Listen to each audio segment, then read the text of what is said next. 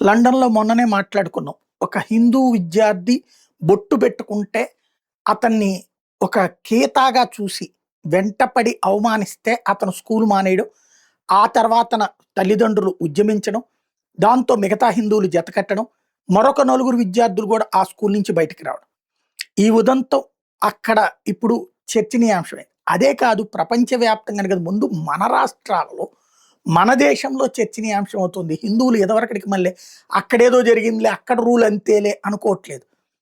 Comparison check చేస్తున్నారు. ఇప్పుడు మనకే ఇక్కడ చూడండి క్రిస్టియన్ స్కూల్స్‌లో బొట్టు పెట్టుకు రాకూడదు, గాజులేసుకు రాకూడదు, పట్టీలు పెట్టుకు రాకూడదు, పూలు పెట్టుకు రాకూడదు. క్రిస్టియన్ స్కూల్స్‌లో హిందువు. అదే క్రైస్తవ సంప్రదాయం ప్రకారం చక్కగా రావచ్చు.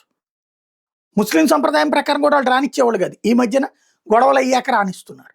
హిందువుకి మాత్రం తన వస్త్రధారణ ధరించడం నాట్ అలౌడ్. మన మిషనరీ స్కూల్స్‌తో ప్రారంభమైనటువంటిది గవర్నమెంట్ స్కూల్స్‌లో కూడా మార్చేసాం. అయితే గవర్నమెంట్ స్కూల్స్‌లో ఇట్లాగ బొట్టు పెట్టుకోవద్దు ఇట్లా అన్నారు. కానీ అక్కడ మాత్రం నాట్ అలౌడ్.